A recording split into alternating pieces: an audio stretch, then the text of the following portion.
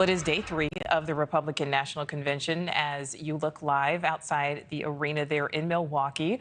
Uniting around former President Trump has been the major theme of the convention so far. And tonight, his pick for vice president, Ohio Senator J.D. Vance, is set to make a pivotal speech to the party in what could be a make-or-break introduction to the national audience.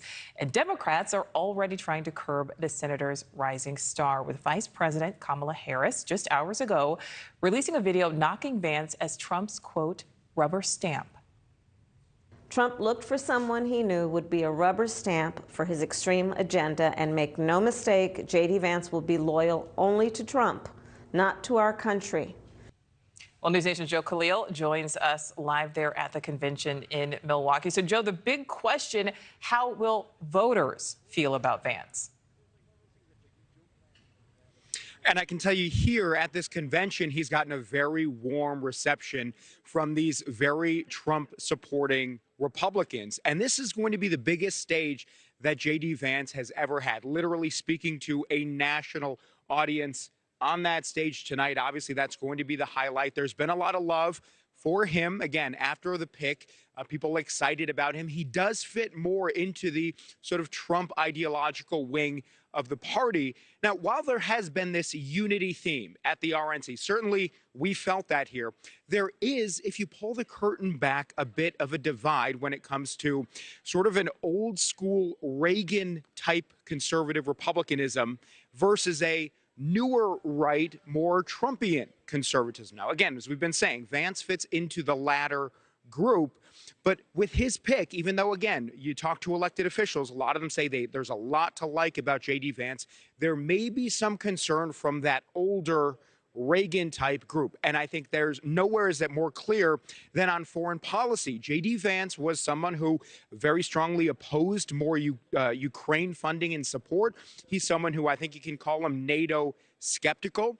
And again, that has made some of the old schools a bit more nervous. We talked to Senator Markwayne Mullin yesterday about this dynamic.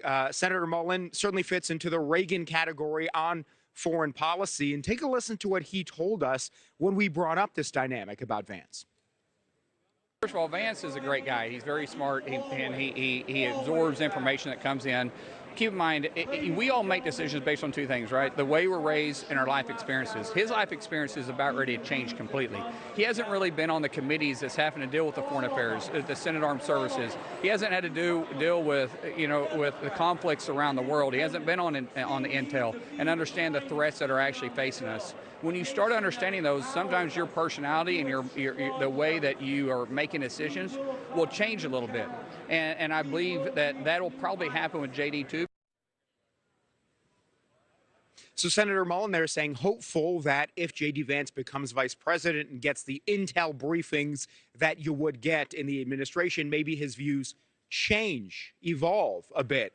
That may be wishful thinking, who knows? But either way, there is that subtle rift in the party, despite the unity that we've seen here over the last couple of days. We are likely going to hear from J.D. Vance tonight a lot about his own story, right? His own biography, which is very compelling, very interesting. Not everyone gets a Hollywood movie and a book made about their life for good reason.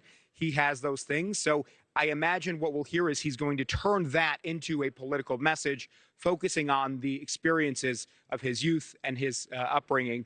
Should be an interesting moment, certainly, Nichole. All right. Thank you for watching. Go to newsnationnow.com to find NewsNation on your television provider. And don't forget to click the red subscribe button below to get more of NewsNation's fact-driven, unbiased coverage.